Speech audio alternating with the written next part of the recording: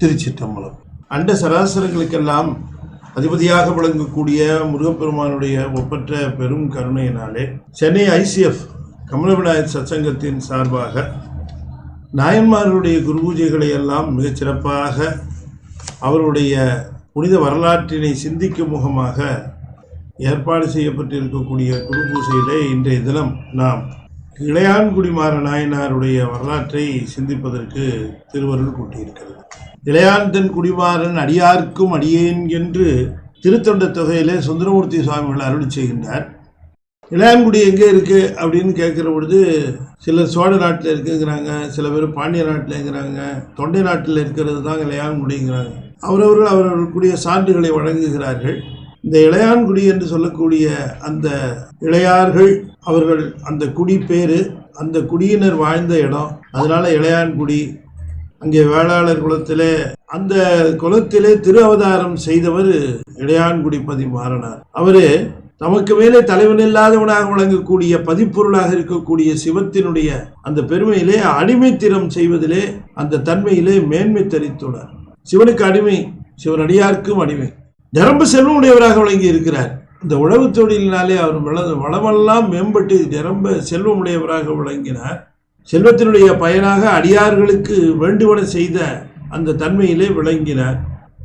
அதில் அவர் ரொம்ப சிறப்பாக செய்தது இளையான்குடி பதிமாறனார் என்னன்னா, பசி நீக்குதல், அடியார்களுக்கு அன்னம்பாலித்தல், அடியார்களை போற்றி அவருடைய பசியை நீக்குதல்.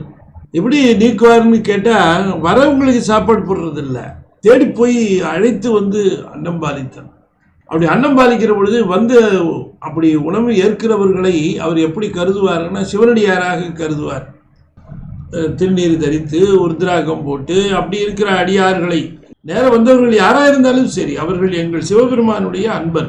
சிவனடியார்கள் மேல் வைத்த அன்பு ஒவ்வொரு நாளும் அது அதிகரித்து கொண்டே போகுது. எப்போவுமே ஒரு செயலை நாம் மீண்டும் மீண்டும் செய்தோம் என்று சொன்னால் அந்த செயலிலே ஒரு சலிப்புத்தன்மை வந்துவிடும். அந்த சலிப்பு வருவதனாலே அதிலே குற்றங்கள் வர ஆரம்பிச்சிடும்.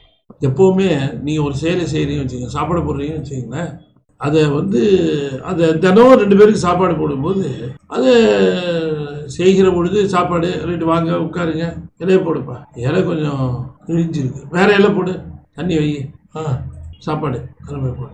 அடுத்த நாள் 2 அடியார் உட்காருங்க, இலை போடு, இலை கொஞ்சம் கிழிஞ்சிருக்கு, பரவாயில்ல போடுப்பா. புரியுதா உங்களுக்கு? காம்ப்ரமைஸ் பண்ண ஆரம்பிச்சிடுவாங்க. கொஞ்சம் கொஞ்சமாக அந்த காம்ப்ரமைஸு வர ஆரம்பிச்சு. இவர் அதெல்லாம் செய்யலையா, அதான் முக்கியம், நான் அதைத்தான் சொல்ல வருகிறேன். முன்னைக்கும் அதிகமாக இவர் தேடி போய் யாரை வந்தாலும் நேரம் வந்தாலும் ஐயாவா கைகளை குவித்து நின்று அவங்களுடைய காது கிட்டக்க போய், அதான் ரொம்ப முக்கியம். தள்ளி நின்றுலாம் ஏங்க இங்க சாப்பாடு போடுறாங்க வாங்க அப்படின்னு கூப்பிட்டா 10 பேர் ஏயா நாங்கள் என்ன சாப்பாடு இல்லாமல் வந்திருக்கோம் அப்படின்னு கோச்சிட்டு போயிடுவாங்க. அதனால கிட்டக்க போய் அந்த செவி புலத்து காதில் அவங்க காதில் மட்டும் விழுமாறு முன்னுரை செய்வார்களாம். முன்னுரை செய்வார்கள் எப்படின்னாரு, ஈரம், மென்மை, மதுரம், பரிவு, இவ்வளவும். ஐயா பார்த்தா வெளியூர்லேருந்து வந்திருக்க மாதிரி முகத்தில் களைப்பு தெரியுது, நீங்கள் நீண்ட தூரம் பயணம் செய்திருப்பீங்க போல இருக்கு. நம்ம வீட்டில் அருமையான அன்னம் அடியார்களுக்குன்னே படித்து வச்சிருக்கிறோம். சுவாமிக்கு நிவேதனம் பண்ணுவது போல நாங்கள் அடியார்களுக்கு செய்கிறோம். நீங்கள் எங்கள் வீட்டுக்கு வந்து இந்த அன்னத்தை ஏற்றுக்கொண்டீர்களா, நான் ஏதோ முன்னே பிறவிகளில் புண்ணியம் செய்துதான் நினச்சிக்கிறேன். நீங்கள் வந்து எங்கள் வீட்டில் கை நினைக்கணும், இப்படி பேசணும். ஏன்னா அவங்க மறுப்பே சொல்ல முடியாதபடி வந்துடுவாங்க. மென்மையாக பேசணும், இனிமையாக பேசணும், அன்பாக பேசணும், அவர்கள் மேல் அக்கறையோடு பேசணும். அக்கறையோடு சில சமயம் கல்யாணத்தில் சாப்பாடு போடுவாங்க, கேட்டுக்கிட்டே 2 பேர் நிற்பான். அந்த அன்னக்கூடத்துக்கு போகிறதுக்கு கேட்டில் 2 பேர் சாப்பாடு ரெடி, எல்லாம் ஓடி வாங்கம்மா, இல்லை அது தலை தெறிக்க ஓடும் சாப்பிட்றதுக்கு. இப்படியா சாப்பாடு போடுறது? கூப்பிடும் போது போய் நேரில் கூடும்போது, அண்ணன் நீங்கள் வந்தால் தான் தாலியே கட்டுவான் என் பையன், நீங்கள் வரலைன்னா இந்த கல்யாணம் எப்படி நடக்கும், உங்கள் ஆசீர்வாதம் ரொம்ப முக்கியம், இப்படியெல்லாம் சொல்லி பேசிவிட்டு அங்கே கல்யாணத்துக்கு வந்ததுக்கப்புறம் நடக்கிற மரியாதையை பார்த்தா ரொம்ப ரொம்ப சிறப்பான மரியாதை கிடைக்கும். அடியார்களுக்கு அன்னம்பாலிங்கிறதுனா எப்படி பண்ணணும் அப்படின்னு கேட்டார். அவர்களை அழைத்து வந்து அவர்கள் இல்லத்திலே வந்த உடனேயே கொண்டு வந்து மனை புகுந்து வீட்டுக்குள்ள அழைச்சிட்டு வந்து அவர்கள் உள்ளே நுழைகிற பொழுது அந்த திருவடிகளை நீரினாலே அபிஷேகம் செய்து அங்கே ஒரு ஆசனம் போட்டு அந்த ஆசனத்தில் அமரச் செய்து அவர் என்ன நினைக்கிறார், இந்த அடியார்களுக்கு அர்ச்சனை செய்தல் சிவபெருமானுக்கே செய்வது போல கருதுகிறார். இடையான்குடி பதி மாறனார் இந்த உணவை வைக்கிற பொழுது எல்லா விதமான உணவு இருக்குது. 4 விதமான வகைகளிலே உணவு: உண்ணல், தின்னல், நக்கல், பருகல். உண்ணல் சோறு, குழம்பு, ரசம், மோர் குழம்பு, வத்த குழம்பு, இதெல்லாம் உண்ணல். தின்னல் சிப்ஸு, அப்பளம், முறுக்கு, சீடை, எல்லாம் தின்னல். நக்கல் பாயசம், பாயசத்தை நக்கி தான் சாப்பிடணும், டம்ளரில் வாங்கக்கூடாது. நக்கல். பருகல் lemon juice, orange juice, grape juice, மாதிரி ஜூஸ். இதான் 4 விதங்க. 6 சுவை திறத்தினை. இந்த உணவை வைக்கிற பொழுது எல்லா விதமான உணவு இருக்குது. ஆனால் அந்த உணவை எப்படி செய்தாரா, தொண்டருடைய இச்சையில் அமுது செய்ய அடித்தார். நிறைய செய்திருக்கலாம், ஆனாலும் கூட தொண்டர்களுக்கு எது பிடிக்கும், எது பிடிக்காது, எது ஏற்கும், எது ஏற்காது என்று தெரிந்து தொண்டர்களுடைய இச்சையில் இவ்வளவும் அவர் செய்தாலும் கூட தன்னுடைய இச்சையில் அமுது செய்ய அடித்துள்ளார் என்று சொல்லாம தொண்டர் இச்சையில் அமுது செய்ய அடித்துள்ளார். கொஞ்சம் வயசானவங்களா இருப்பாங்க, ராத்திரி அவங்களுக்கு உருளைக்கிழங்கு கறியை போட்டு தயிர் சாதத்தை போட்டால் அது போய் சேர்றதா வேணாமா அந்த ஆளு, நீங்கள் சாப்பிட்டே ஆகணும்னு கையில் கம்பு எடுத்துட்டு நிற்பாங்க சில பேர். அப்போ இந்த தொண்டர் இச்சையில் அமுது செய்ய அளித்துள்ளார், அதை செய்வாராம். அப்புறம் எல்லாரும் சாப்பிட்டு முடிச்சதுக்கப்புறம் அவங்கவுங்களுக்கு வஸ்திரம், அப்புறம் பொற்காசு. பொற்காசு என்ன, அந்த பிடியில் போட்டு, துணி பிடியில் போட்டு கொடுங்க, அப்படி இல்லை, தங்க கிண்ணத்தில் போட்டு அதோட போயிடுங்க, அப்படி போட்டு கொடுத்தார். அடியார்கள் கொடுக்கறதுன்னா அவ்வளவு சந்தோஷம். அடியார்கள் எல்லாம் தேடி தேடி வராங்க, நீர் பூசிக்கிட்டு உத்ராட்சம் போட்டுக்கிட்டு. இவர் உணவு தொழில் செய்கிறவரா, அதனால இந்த சாப்பாடை விதவிதமாக செய்து அடியார்களுக்கு போட்டு மகிழ்ந்து அவர் என்ன நினைக்கிறார், இந்த அடியார்களுக்கு சிவபெருமானுக்கே செய்வது போல கருதுகிறார். எங்கள் வீட்டுக்கு இன்னைக்கு 2 சிவபெருமான் வந்தாங்க. எங்கள் வீட்டுக்கு இன்னைக்கு ஒரு 5 சிவபெருமான் வந்தார். சிவனடியாரை சொல்லுவார், சிவன் பெருமான் வந்தார் இன்னைக்கு. ஊரில் இருக்கலாம் சொன்னா, சரி காசு வச்சிருக்காரு இறக்கிறாருப்பா, என்ன இவ்வளோ தெம்பா வர, உண்மையாக சாப்பாடு போடுறாருயா. ஏயா நீ உள்ளூர் தானே, நீ எதுக்கு போய் சாப்பிட்ட?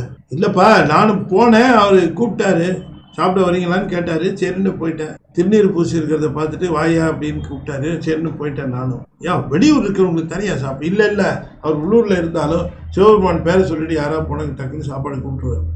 சரி, அவருக்கு பணம் இருக்குது, காசு இருக்குது, செல்வம் இருக்குது, செய்கிறாரு. நிறைய செல்வம் இருக்கு, ஏன் காசு காசு இருந்தாலும் மனசு இருக்கணுமே, எல்லாம் இருக்குங்க, எல்லாம் மாறனாருக்கு இல்லாத செல்வமா அவ்வளோ வச்சிருக்காரு. நம்மகிட்ட இல்லை, நம்ம கூட தான் கொடுக்கலாம். சிவபெருமான் நினைச்சார், ஏய் உனக்கு அவ்வளோ சுலபமாக போச்சு எங்கள் ஆளோட பெருமை, காட்டுறோம் பாரு அவர் பெருமையை. காசு இல்லாதப்ப கூட இதை விட சிறப்பாக செய்வார் எங்கள் ஆள். இந்த அடியார் பூசையிலே சிறந்து விளங்கினார். அன்னம்பாலிப்பு மெயின். அப்படி அதில் இவர் காசு இருந்தால் தான் அப்படி செய்வார்னு கருதுகிறீர்கள். இல்லை, காசு இல்லாத பொழுதும் செல்வம் இல்லாத பொழுதும் வறுமை வந்த பொழுதும் கூட இதில் சிறந்து விளங்குவார் அவர் என்று காட்டுவதற்காக.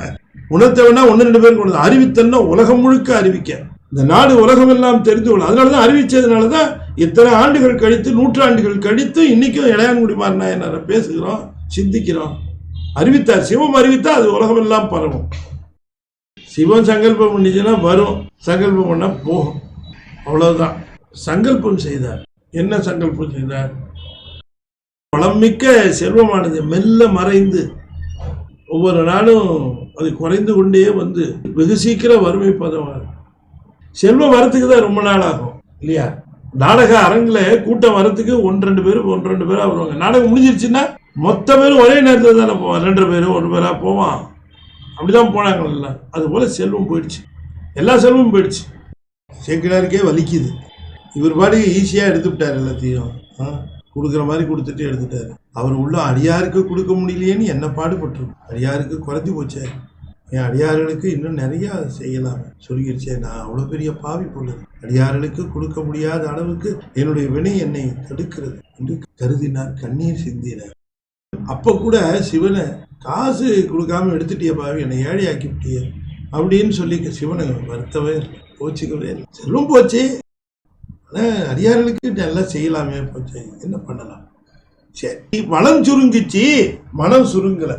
வீட்டில் எதுக்கு இவ்வளோ பொருள், இந்த பொருளை இவ்வளோ, ஏமா இந்த பண்ட பாத்திரம்லாம் இவ்வளோ தேவையாம்மா நமக்கு? மனம் சுருங்கலை, அதுதாங்க என் முக்கியம். இடத்த அடிச்சிட்டு இருக்கல, இன்னும் அந்த ஆமாங்க ஐயா, நீங்கள் சொல்லுங்கள் என்ன செய்யலாம், எல்லாத்தையும் கொடுத்துடலாமா, விற்றுடலாம். எல்லாத்தையும் விற்று பணம் வந்து அதில் அன்னம்பாலிப்பு. சில இதை அடகு வச்சார். சில சமயம் சாமான் வச்சுருவாங்க, சில சமயம் பர்சனல் கேரண்டியில் கையெழுத்து போட்டு வாங்குவாங்க, செல்ஃப் கேரண்டி. அது மாதிரி நிறையா ப்ரோ நோட்டு எழுதி கொடுத்து பணம் வாங்கி ஏற்கனவே இருக்கிற கடன் எல்லாம் தீர்த்துட்டு மேலே இருக்கிற பணத்தில் அந்த திருப்பணி செய்தார். அவரை பொறுத்த வரைக்கும் இது திருப்பணி. ஒவ்வொரு நாளும் அந்த வீட்டிலே இருக்கக்கூடிய செல்வம் தேய்ந்தாலும் இந்த வளம் சுருங்காமல் இருக்க வேண்டும் என்பதற்காக தன்னுடைய பொருள்களை விற்றும் செல்வத்தை மாற்றும் பல்வேறு விதமாக கொண்டு அந்த திருப்பணியை அவர் செய்து வந்தார். அவருடைய செயல் நிறுத்தாமல் பண்ணிட்டு இருந்தார். கொஞ்ச நாளில் வீட்டை விற்றார், மாட்டை விற்றார், எல்லாத்தையும் விற்றுட்டார். நிலம் மட்டும் கொஞ்சம் இருந்தது. ஊருக்குள்ளே இடம் இல்லை. தன்னுடைய காடு இருக்கிற இடத்துலையே, இப்பவும் பார்த்தீங்கன்னா காடு இருக்கிற இடத்துலையே குடிசை போட்டுக்குவாங்க தங்குறதுக்கு, அங்கேயே போட்டு தங்கிடுவாங்க. அதுபோல் ஒரு குடிசையை போட்டு அங்கேயே தங்கினார், மனைவியோடு அங்கே இருந்தார். அந்த நேரத்தில் சிவபெருமானே வந்தார். அம்பாளும் இல்லாமல் ரிஷபமும் இல்லாமல் சிவபெருமான் வந்தார். சிவபெருமானே அடியாராக வந்தார். அவரை தேடி தான் வருவார் சிவபெருமான், மற்றவங்களை தேடி வருவார். சிவபெருமான் தேடி வரணும்னா, ஒரு அடியார் போல தேடி வரணும்னா அந்த ராத்திரி நேரத்தில் வருகிறார்.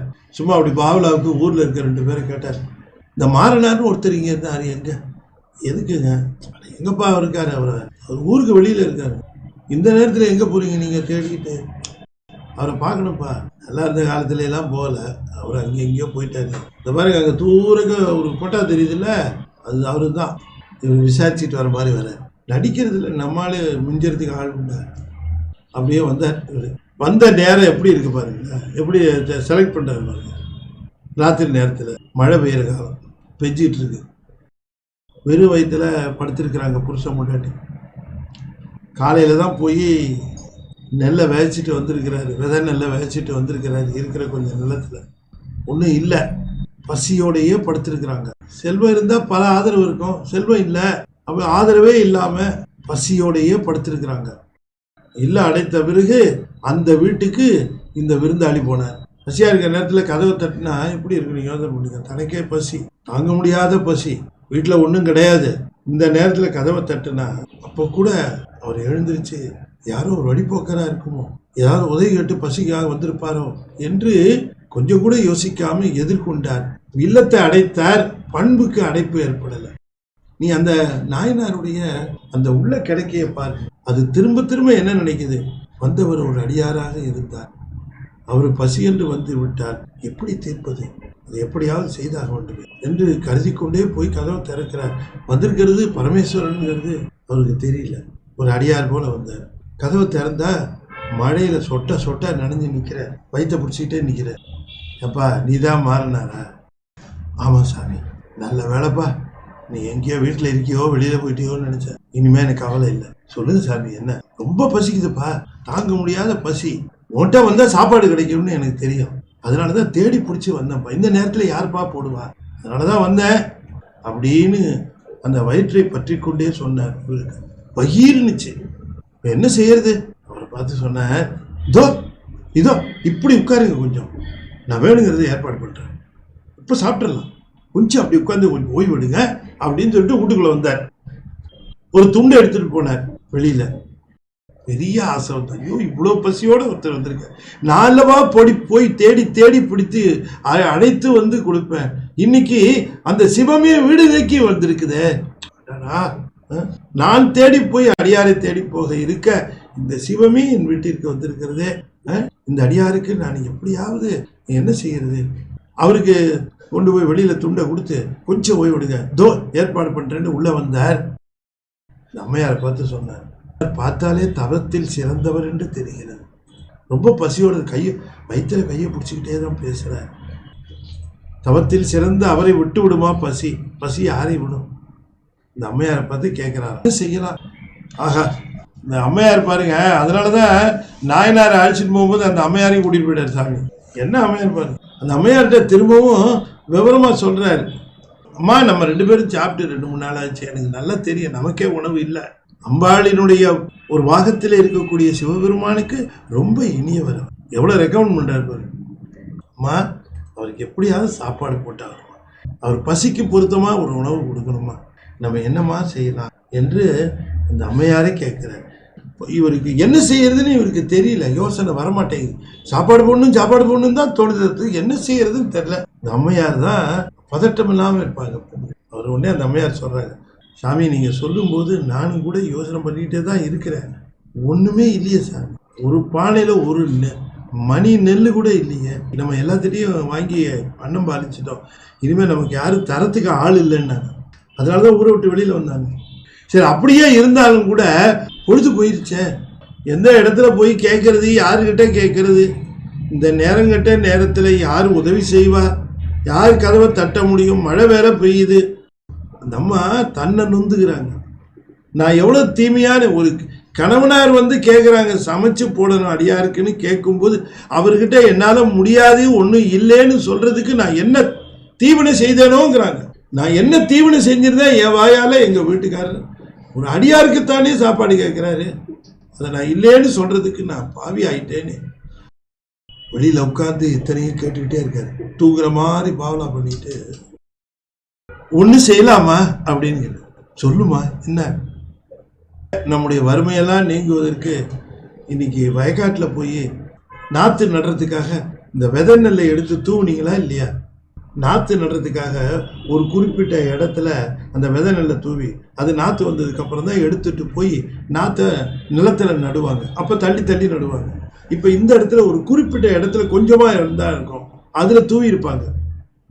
அதனால அந்த மழையில் நீங்கள் ஊனிட்டு வந்தீங்க, இப்போ மழை வந்துருச்சு, எல்லாமே முதக்க ஆரம்பிச்சிருக்கும். அதனால நீங்கள் என்ன பண்ணுங்க, ஒன்று செய்யலாம், அதை முதந்துக்கிட்டு இருக்கிற அந்த நெல்லை அப்படியே வாரி கொண்டு வந்துட்டீங்கன்னா ஏதாவது பண்ணலான்னு. அடாடாடா, இது எனக்கு தோணவே இல்லையே, நல்ல வேலை சொன்னம்மா, வேற எனக்கு ஒன்றும் தெரியலங்க சாமி, இது ஒன்று செய்யலான்னு தோணுது.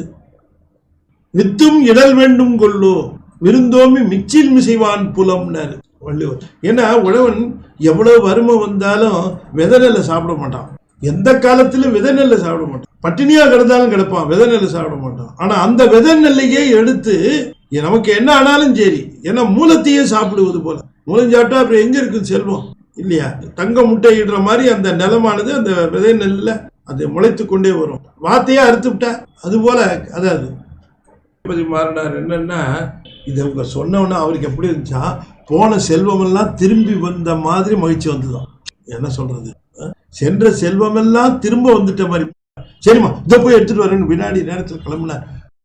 வந்தா ஒரு கூடையை எடுத்துக்கிட்டார், தலையில கவுத்துக்கிட்டார். கும்பு இருட்டு, வெளிச்சம் தெரியல, மழை ஓடு, தண்ணி ஓடுது, தூரிக்கிட்டே இருக்கு. இப்படி காலில் தடவிக்கிட்டே இந்த இருளில் போகிறார். அந்த மழையினுடைய இருட்டும் தாங்க முடியாத ஒரு இருட்டு. அந்த இருட்டுக்குள்ள அந்த வயக்காட்டுக்கு எப்படியோ தடுமாறி போய் சேர்ந்தார். அங்க போன உடனே அந்த கூடையில தண்ணியில மோந்துட்டு இருந்த அந்த விதை நெல்லை முழுக்க அப்படியே கையில கோதி எடுத்து இந்த கூடையில போட்டார் எல்லாத்தையும். இவருக்கு தெரியக்கூடாதுன்னு பின்பக்க வாசல் வழியா வெளியில போயிட்டு பின்பக்க வாசல் வழியா உள்ள வந்துட்டார். நம்ம பின்பக்க வாசல்லையே நிக்கிறாங்க. இவர் வந்த போது வாசல்லையே நிக்கிறாங்க. அதை வாங்கி ஆகா அடியாருக்கு வேணுங்கிற அளவு கிடைச்சிருக்கு. இப்ப பாருங்க, அது எடுத்துட்டு வந்தது அடியாருக்கு வேணுங்கிற அளவு தான் கிடைச்சது, இவங்களுக்கு வேணுங்கிற அளவு கிடைக்கல. இவங்களுக்கு பசியை பத்தி இப்ப ஞாபகமே இல்லை. இந்த அடியாருக்கு அன்னம் பாலிக்கிறதுல தானே ஞாபகம் இருக்கு. அதனால வந்த அளவு இது அடியாருக்கு போதும் என்று சேரா இருந்தது. அதெல்லாம் அலம்பி ஊற்றி இந்த வறுக்கணும். இப்ப ஈரமல்ல இருக்கு, வறுக்கிறதுக்கு அடுப்பை பற்ற வைக்கணும், சாதத்துக்கே அடுப்பு பற்ற வைக்கணும். இல்ல நாங்க என்ன விறகு இல்லைங்க, நம்ம அடுப்பு பற்ற வச்சு 4 நாள் ஆச்சு. அதனால விறகு தேவைங்கிறதே மறந்து போச்சு. வெளியில போய் ஏதாவது மரதகரை எடுத்துட்டு எல்லாம் ஈரமா கிடக்கும், எரியுமா? இப்படி பார்த்தா நிமிந்து அந்த வீட்டு கூரையில அந்த மூங்கில் கம்பு அப்படி சொருகி வச்சிருக்கு. சர்ருன்னு 10 கம்பை உருவினார். கொட்டகை உளுந்துரும், கவலைப்படலை, காத்துல அடிச்சுட்டு போயிடும். அதுதானே சப்போர்ட் பண்ணிட்டு இருக்கு. நீண்ட காத்து அடிச்சதுன்னா அது கொட்டகை ஒரே தூக்கிடும். அதை கீழே நிறுத்துறது எது? அந்த மூங்கில் கம்புகள் தானே. கட்டி இருந்த கைத்தவருங்க அப்படி அறுத்தாரு, பளிச்சுன்னு வந்துச்சு. உருவினாரு, ஒரு 10 கம்பை ஒடிச்சாரு, நம்மகிட்ட கொடுத்தாரு. அந்த அம்மா எல்லாத்தையும் வாங்கி ஒடிச்சு, அது நல்லா வீட்டுக்குள்ள இருந்ததுனால நல்லா காஞ்சி போய் இருந்தது. ஒடிக்கிறதுக்கும் சௌரியமா அடுப்பு பற்ற வைக்கிட்டாரு. கொட்டகை என்ன ஆகுன்னு யோசனை பண்ணல, விறுவிறுன்னு வேலை நடக்குதுங்க. இந்த அம்மா வாங்கி அதை முறித்து அடுப்புல நுழைச்சு அடுப்பை பற்ற வச்சு அந்த முளைக்க தயாராக இருக்கக்கூடிய அந்த வித்தை பதமா அதை சோறாக்கிறதுக்காக வறுக்கிறாங்க. எல்லாத்தையும் பூமியெல்லாம் நீக்கி அதெல்லாம் நீக்கி அரிசியாக்கி எவ்வளோ செல்வ செழிப்போடு வாழ்ந்த அம்மையார்.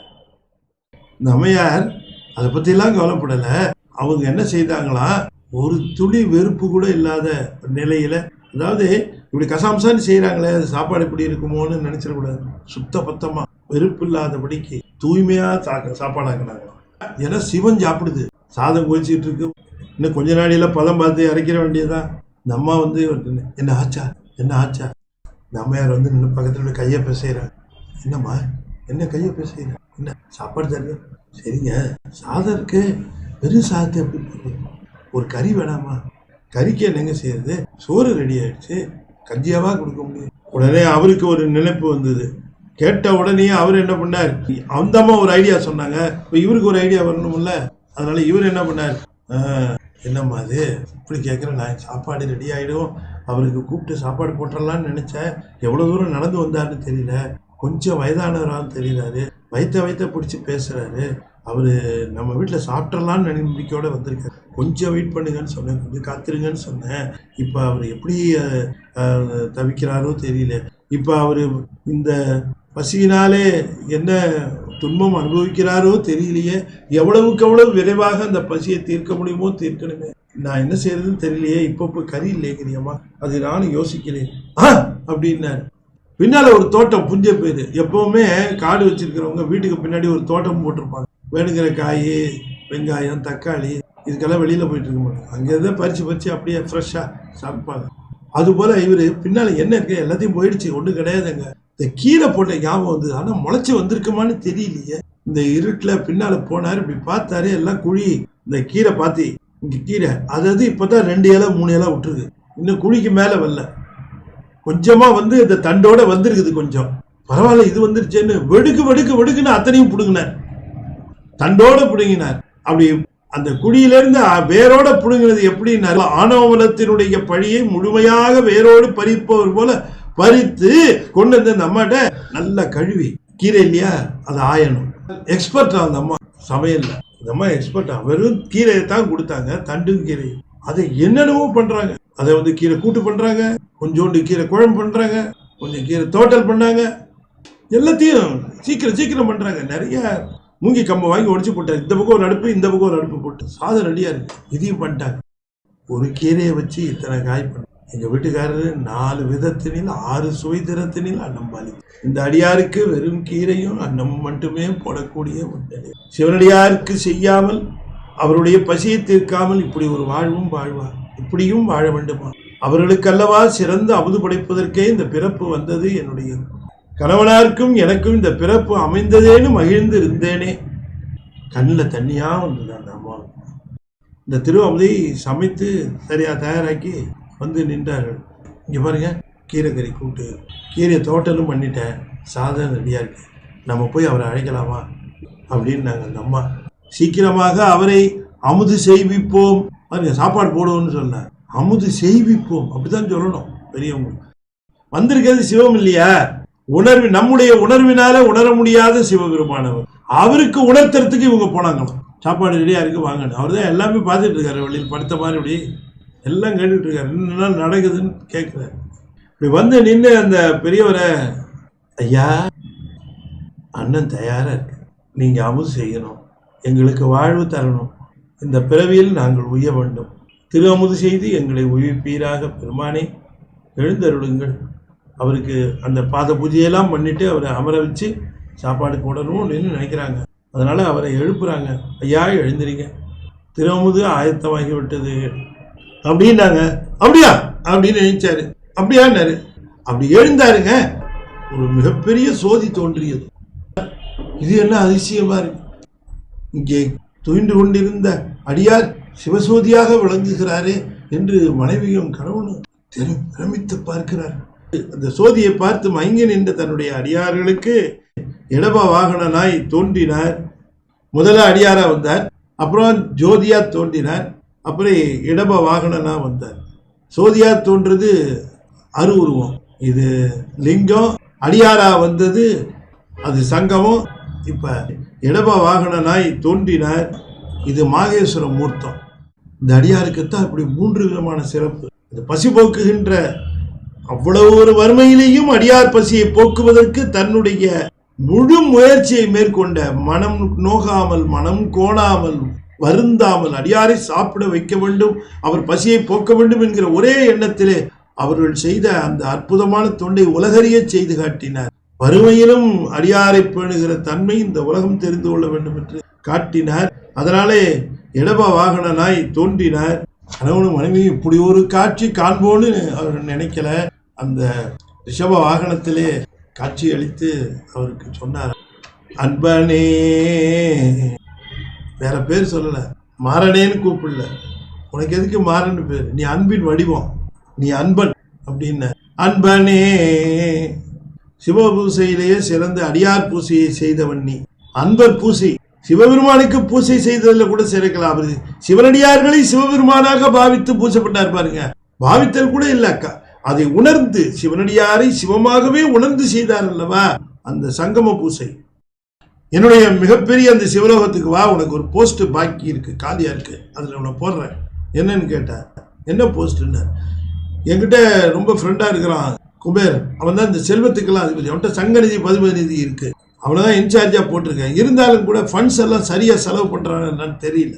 அதனால அவருக்கு ஒரு பாஸ் போடலான்னு இருக்கேன். அந்த அப்பாயின்மெண்ட்ல ஒன்ன ஃபிக்ஸ் பண்றேன். அந்த அழகை அதிபதியாக இருக்கக்கூடிய குபேரன் உன்னிடம் ஏவல் கேட்ப, நீ என்ன செய்யணும் சொல்லுங்கன்னு கேட்க, அங்க மேல கொண்டு போய் அழகவேந்தனுக்கு அவரு மேலிடமாக அவருக்கு ஆணை பிறப்பிக்கக்கூடிய நிலையில அவரை வைத்தாருங்கிறார். என்னன்னாரு, இந்த செல்வத்தை எல்லாம் அவரு இப்பொழுது அடியார்களுக்கு அன்னம்பாலிக்கவும், அடியார்களுக்கு செல்வம் கொடுக்கவும், யாரெல்லாம் அடியார்களுக்கு செய்கின்றார்களோ அவர்களுக்கெல்லாம் குறைவில்லாமல் செல்வத்தை வாரி வழங்கவும் இவரை நியமித்தாராம். திருத்தொண்ட திருவந்தாதியில நம்பியாண்டார் நம்பி சொல்லுகிறார், இளையான்குடி மாறநாயனார் என்ன சொல்லுகிறார், எம் கற்பகமே. ஏன் அப்படி கற்பகமேன்னு சொன்னார் அப்படின்னு நம்ம யோசனை பண்ணுவோம். அது ஒரு தனித்தன்மை. வேண்டியதை வேண்டியவாறே அளிக்க வல்லது கற்பகத்தரு. நாயனாரை கற்பகத்தரு என்று குறிப்பிடுகின்றார். அவர் ஏன் கற்பகம்னார்னா, இன்னைக்கும் இளையான்குடி மாறனார் மேலிருந்து அந்த நிலையில அடியார்களுக்கு யார் அன்னம்பாலிக்கின்றார்களோ அவர்களுக்கு செல்வத்தை வாரி வாரி வழங்குகிறார். நீங்க நிறைய செய்யுங்க, வேணுங்கிறது நான் தரேன் என்று அவர் ஆணை வழி இந்த அழகை வேந்தன் அவர்களுக்கு தருகின்றான். ஆகையினாலே தான் அந்த அழகை வேந்தனுக்கு தன்னுடைய சிவகணங்கள்ல ஒரு கணமாக்கி தலைமை கணமாக இருக்கக்கூடிய பதவியையும் தந்தான். அது வேடிக்கையா இன்னைக்கும் அங்க அவரு அந்த நெல் விதையை எடுத்துட்டு வந்த புஞ்சை நிலமும் நஞ்சை நிலமும், இங்க கீரையை பறிச்ச புஞ்சை நிலமும் இங்க காட்டுகிறார்கள் அந்த இளையான்குடி பக்கத்துல. அதுல பார்த்தா இன்னைக்கும் ரெண்டுலயும் விளையறது இல்லையா, என்ன போட்டாலும் வராதான். அந்த புஞ்சை நிலத்திலையும் அந்த நஞ்சை நிலத்திலையும் எதுவும் விளையாத. ஏன்னா பாச பறிமுதல் பழிப்பார் போல அப்படி பறிச்சுட்டாரு. அதனால அது சொல்லுவார்களா, அங்க போனவர்கள் அடியார்களுக்கு யார் செய்கிறார்களோ அவர்களுக்கு செல்வத்தை பெருக்குகிறானாம். அந்த செல்வத்தை பெருக்குகிற அந்த பணியை இளையான்குடி மாறநாயனாருக்கு தந்து விட்டானாம் சிவபெருமான். அதனால யாராருக்கெல்லாம் கொடுக்கணுமோ நீ கேளு, என்னை கேட்கவே வேண்டாம், உன்னுடைய ரைட்ஸ். குபேரன் கூட உன்ட்ட என்ன ஏதுன்னு கேட்க மாட்டான், நீ சொன்னா குபேரன் கொடுத்துருவாங்க. அப்படிப்பட்ட ஒரு பதவியில அவரை அமர்த்தினார் என்று சொல்லி இந்த வரலாற்றை நிறைவு செய்கின்றார். இதை கேட்ட உங்கள் வாழ்க்கையிலே எல்லா விதமான வளமும் நலனும் கூடும் என்று சொல்லி திருச்சிற்றம்பலம்.